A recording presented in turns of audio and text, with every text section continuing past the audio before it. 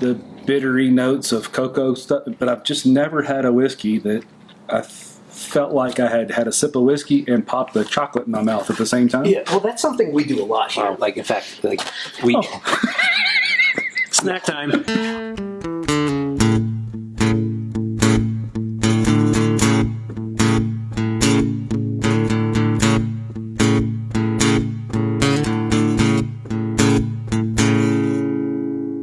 American Single Malt, which is kind of our jam. This is what we do, and it's what we're most known for. And, you know, we talked a little bit about it. Single Malt, it's not all that recognized of a category in this country, but it's growing and it's getting there. Mm-hmm. I started out with Single Malt because I had that beer background, even though it wasn't on the professional side. I felt comfortable with malted barley, and I felt comfortable with, you know, lautering, which is in the beer process, or the single malt process, setting up that grain bed and letting the water flow through it, and you know, fermenting and distilling off the grain, not on the grain. So American Single Malt, this is our most recent bottling. I'd like to taste this one. I like that one a lot. This one is interesting. I mentioned earlier that every once in a while we will kind of over select barrels, somewhat on purpose to get the blend that we really like, but then we'll put some back into barrels. So this is batch 55. We're currently on batch I like that one 62. because it's Sharpie label. I know. I found special. Yeah, right. So this is 4 years old now, but when we pulled it, it was probably 2.5 years old. I have to look at records. Okay. So this is one where we have a bottle of batch 55 that was originally bottled. Now it's been sitting longer. So that got pulled, you blended, there was leftover back in the barrel? Exactly. And let it sit for another, you know, more or less 2 years. So let's just call it 4 years. It might be slightly older. And then this one is 7 years. So I think it's kind of neat to go through that. And, you know, I don't really think of any of these as like young, with regards to being an American whiskey matured in charred new oak, heavy toast, light char. It'll be neat. So we'll start 4, 7, and 2.5, 3. Let's call it 3. Yeah, it's a blend. But yeah, I think... Cool. I think it was mostly 3.5 with maybe the odd. So where do we start? So let's start with the most recent one. What I guess be considered you still got liquid in your glass. It's just water. It's just a little. Pour it on the floor. And this one, I'm digging I forget that. I'm telling you, Melissa's going to kill me. And this is 92 proof. 92. Yeah, that's our typical proofing on this one. Oh man, I just got to notice something on the nose, and I got to place this, or it's going to drive me crazy. Like maple syrup, I think. I definitely get some of that. Yeah. I mean, it was like a blast of it, and then it faded. It was that's cool. Yeah, you know, with our American Single Malt, it's big chocolate, it's big coffee, but it's also a lot of baking spices. Yeah, well, that's pleasant. That's another one that's kind of like, it's not sweet, but it's got those Christmas flavors. Right, you know? I get that. Well, a lot of those baking spices do kind of parlay into Christmas flavors, like cinnamon, the allspice. You know. That is just chocolate. That's what I get on the very end for the finish. And not like dry, dark. It's like milk. It's almost like a spiced chocolate. Like almost like a Mexican kind of like a little flavor paprika on it or something. Yeah. And you know, it's funny. So I was expecting some hint of Scotland. Right. It doesn't come till about 30 seconds on the tongue, and then you get this little space-side Scotch thing right up in the top corner. I get that. I think and that's where the lingering of like the malt familiarity. But then it just comes chocolate all over the place. God, what's really incredible to me about all of these so far has been that with all the young whiskeys we've tasted so far, even the good ones, and there have been some good ones, have kind of been one note. Like they do something really good, and it's usually like one thing. Yeah. But all of these have a lot of complexity to them. There's a lot of different flavors. There's a lot of... Yeah, I think we cheat on that by using a pot still. I do think pot still distillation it's inefficient, but it's kind of cheating when it comes to big flavors. Yeah. And the guys doing pot still distillation, like it's some of my favorite stuff that's being made. Sure. It's just chocolate and cinnamon. Yeah. Yeah, I actually get like a subtle strawberry thing going on too, which maybe that's my sensibility. Maybe that'll hang around and see in a minute. Maybe. So on the nose, I pick up a similar vibe to that. Yeah.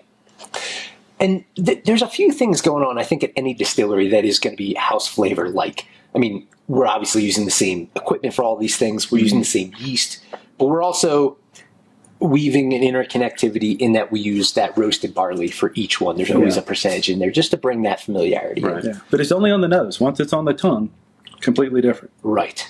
Lovely. Yeah. So I'm getting a little too festive with my just throwing can't- of whiskey. I don't like being here because I can't spit. Yeah.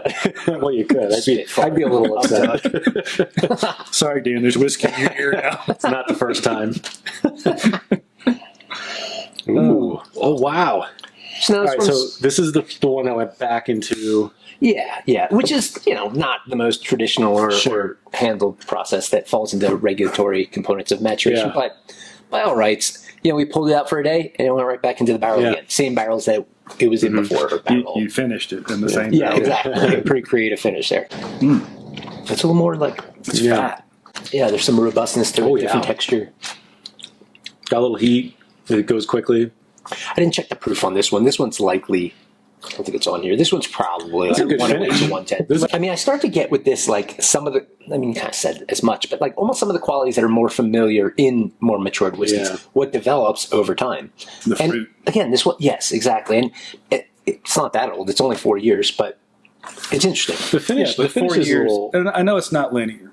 Yeah. Yeah, A single malt, 4 years in a new sharp So barrel comedic. versus a 4 year. You're 6 or 7 or 8 years into a used barrel yes. before you got close to the same kind of mouthfeel and heft of a whiskey. I do think would you so. say? Yeah. And we're doing some used barrel experimentations as well. We've got some that are like 2 and 3 years old. Yeah. And we had one really interesting one that was inadvertently not charred by the cooperage. It was simply toasted. And that was in there for almost 5 years. It was at least 4 years. It was over 4 years. And it took me 2 years before I was like, something is wrong with what's in this barrel. It tastes nothing like anything else. Yeah. So I think I either drained it or I simply shined a flashlight in it. I don't remember. But I remember looking there and being like, well, it's not black in this barrel. It's very brown. Yeah. And ultimately I drained it, looked at it again, and I realized it was simply toasted only. Toasted. Heavy toast. Yeah. But ended up being really Yeah. cool. Very grassy. This is delicious. The finish on this, I feel like, is more insistent than the other ones. Like it's coming at you and it's staying with you. And I Yep. think that's what you get maybe from the extra time in the barrel. I don't know. I mean, I can see that. yeah, but it definitely feels like it's bigger, bolder, a little bit more sure of what it is. I guess Yeah. if that Yeah. makes sense.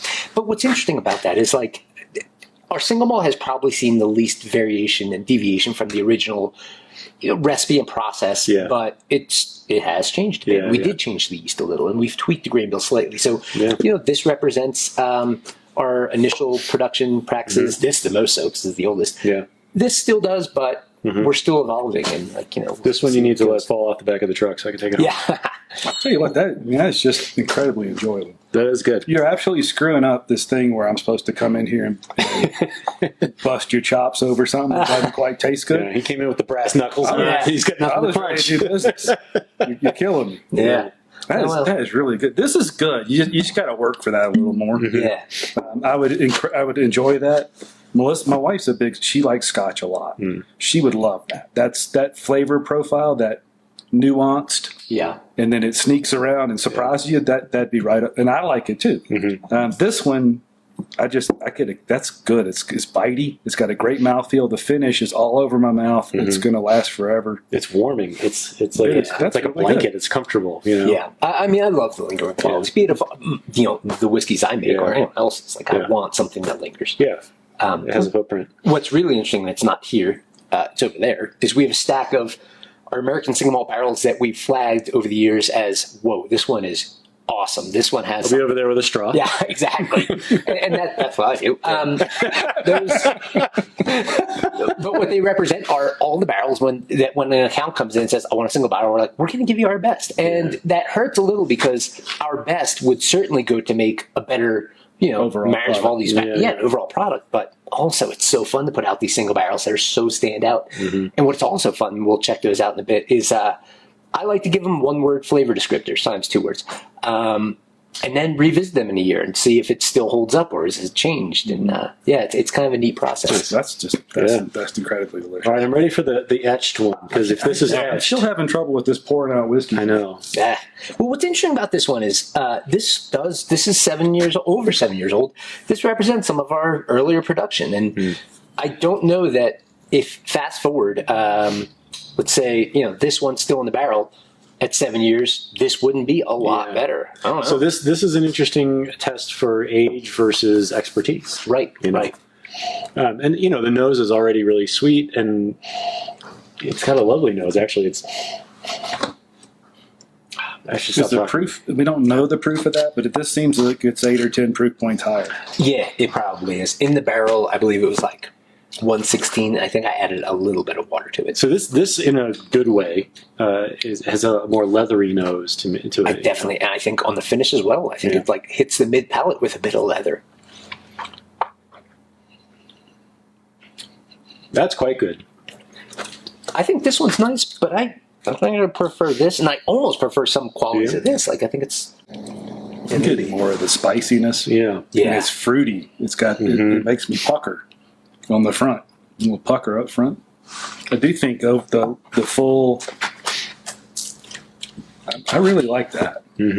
yeah. I think that But the chocolate comes back in that guy. There's not. I Does don't come get at the the end. chocolate there, but there's chocolate and there's chocolate in that one too. yeah. That is crazy because I've found chocolate notes. I found the bittery notes of cocoa stuff, but I've just never had a whiskey that I felt like I had had a sip of whiskey and popped the chocolate in my mouth at the same time. Yeah, well, that's something we do a lot here. Like, in fact, like we, Snack time. I like chocolate. Well, I it like shows. coffee. Like, I like to make things that are, just in the same manner that I spoke about Deerhammer as being a brand that is about us, myself, my wife, and our crew. I try to bring in flavor sensibilities that I really latch onto. I think the finish on this was really interesting and really cool. This one to me, like I said, feels like more of a complete package. Like this is, it's refined. Like it knows what it is. Yeah, you it's know. got that. But this also has so many interesting flavors at lower aging. Yeah. And like you said, the chocolate notes and the finish on this was just wonderful. So I think the complete story, the evolution. And then the roots. Yeah, exactly. Yeah, it's neat. That's part of the fun thing about craft distilleries and the evolution is like we know where Four Roses is and where Wild Turkey is, but where is be it Deerhammer or Bear Creek or Laws or 291? Where are they in 5 years or 10 years? And I'm breathing out dark chocolate right now. It's awesome. And you know what I like about that too is like I love helping people through when they say like I don't have a refined palate, I can't find these flavors that you're talking about. I'm like, let's work on it. Yeah. How about this? What do you get now? And what I like about the chocolate sensibilities in these things is that people are familiar with that. When somebody starts dropping marzipan, people are like, oh, do I? I had marzipan once when I was know. there. I still don't know what marzipan tastes like. I bought some last year just so Yeah. I don't know, man. This I love this. I think this is really good. This is amazing. Yeah, that's really fantastic. I think if you can come away with flavors in a young whiskey that's not just young, as it were, you're already ahead of the game. I just think here, though, I'm past the young. I think with this one, while on the nose, I can see the family resemblance. You called it something, or brand, where that you can tell same equipment, same. Same, Well, I mean, that's there. Yeah. But everything else is there that you want in a whiskey to sip neat. It's like the Kardashian, but it's the good Kardashian that people like. It's not. No, I'm just. I don't know which one that is. This is just past. It's just past new. That's just past. I don't want to. I don't want to say past craft because that might be. I don't want to insult, but this is just really good whiskey. Well, thanks. And I don't care how old it is. Yeah, I think we like to think of ourselves as being amongst the crop of craft distillers that have. You never figure it out. Yeah. That's not a thing. Right. But you find your path and you find like your own way of like, what colors are you painting with and, what are you bringing to the table? I'm not throwing this on the floor, man. This is too good. Outstanding. Yeah. And I tell you what, too, I've had, other American single malts, you get an awful lot of the familiarity with Scotch. This is its own thing. Yeah. Other than that tiny little bit of Speyside, this is its own little, I wouldn't connect those two. I think that's brilliant. I think that's brilliant that you've taken the oldest commercially distilled malted barley and turned it into something that's just unique. Yeah. Yeah, I mean, for us, again, it's like we want to put our own thumbprint on our own style and a category that's starting to really be accepted. Yeah. But, if not for doing one's own thing. What's the point of craft? You know, as it's been said, you can't out makers mark makers mark. I'm not going to make their stuff. We're going to make our own. Well, that's the other thing too. Is if we want, you were kind enough to say, well, Buffalo Trace is innovating, and they are, but they have to innovate within some parameters because they've got such a history in it. Yeah. This is innovation beyond that, and if we want that, we have to look for those other things like you're talking about. Yeah, I mean, there's some killer stuff happening. I can't wait to put a little bit of sweet vermouth in that. Oh, stop. Make a hell of a Red Hook. No. A Red Hook. I'm taking this home. You know, it's funny to me, the wonderful thing about hit this. you. He was already moving. I know. That's why I started talking, because if I'm talking, he won't hit me. I like this, you know, and it kind of goes back to your art school background. It's like, you know, there's what you put out in the world, and then there's what you stick in a drawer, right? And then what you go back to and say, hey, you know, I was embarrassed about this first, but now I'm like, hey, this is pretty good. It's like what Picasso hid in a drawer, you know? It's like what were the stuff he kept, the things he kept to himself. Nice that were sort of the story unto itself that he appreciated, and I think that's what's neat about this one. You know, this may never hit shelves ever, but like, you know, it's got its own. This is coming right behind it. And exactly, it's already good. Right, it's already really good. And you know, to be clear, like this is our actual perception. I'm talking to you people over there of what we're tasting right now, and of course we are in a rack house. I really wanted to be that guy that walked in and said, he was looking to be a jerk. Let's be honest. But you know, and we'll taste this when we get home too, and you know, and do it. Are we under the mist of the rack house? Yeah, right. But I do think no, this is good. No, I think there are some characteristics here that you cannot ignore, which you know that. You're obviously talking about quality and care, and I think that's part of it. Is a distiller can be somebody who's really focused on the business aspect and saying we've got to pump out this much, and then there's others who are like, well, we're not going to pump out that much, but we're going to have a hell of a glass. Yeah, you know, and I like what you alluded to with regards to like kind of this metaphorical component to artistry, and what I like to think about a lot is I never want to put anything out in a weird way. I mean, again, not the businessman. Right. But, but if you compare it to a painting, like when do you take your last brushstroke and hang it on the wall? There's always something else to do. There's always more we can do with this. Whether it's, you know, giving it another year in the barrel, or maybe it's putting it in another barrel. Because while, you know, there's some mixed feelings on finished bourbons. Yeah. There's not. I get it. Yeah. But with single malt, it seems like it follows a tradition that's been there long enough. Do we put it in a port barrel? Do we put it in, you know, like a neutral barrel? You know, there's all ex-brandy barrel. There's so many things. I just have weird visions of you like Michael Jordan's shoe. Let's filter it through and see what happens. You know, like just getting crazy in the rack house. Yeah, never shoes. I mean, we've definitely done some weird stuff, and I've got some stuff for you guys to taste that's if you ever out there. This is something I've been thinking about a lot lately: finish versus maturation, because people will forget that because Scotch doesn't use new barrels. Right. 100, 200 years ago, their real only choice was port barrels and sherry barrels.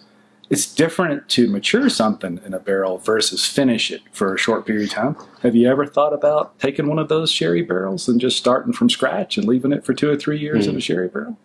Not finishing, but I see what you're saying. Going straight to sherry. Yeah, mature in a sherry barrel rather than finish in a sherry. Yeah, we have thought about that, although we haven't done it yet. We do bring in. We actually haven't brought in any sherry barrels. And that would be an interesting way to approach it, because it would be different than what we do with we do bring in, which is port. You know, we found that I do love sherry, but I think that the fruit notes in port really work well with our single malt, and we've got 10 of them stacked up over there, which we can definitely sip from. And those are 2-year matured in heavy toast light char, same profile we use for everything. But then anywhere from 1.5 years to, I believe, 2.5 years in export. And it's ruby port and tawny port, and even a couple barrels that were Colorado port style, made by Balistreri. So, you know, that is not what you were asking. That is the finish. But you're talking about, if you just look at the ratio, I mean, sometimes you talk about something that's matured for 7 or 8 or 10 years and then finished for a year. Yeah. That's a 10%. You're talking about 40, 50%, Exactly. almost even time. Yeah, and in a sense, that's like kind of close. But yeah, I think it would be interesting to go in. If this was straight to out. fall open, could I eat it? Oh, you can make it fall open. You could eat chocolate. We've This is got the a second or few third time you hundred said of we those. can go stick a straw. Yeah, I'm ready. I'm ready for the straw in We're the going to barrel wrap thing. this part up. Lenny promised us straw in a barrel. We're going to go straw in a barrel, which is Get some we're going to have straws, beef barrels, but with straws, Yes. which is going to be exciting.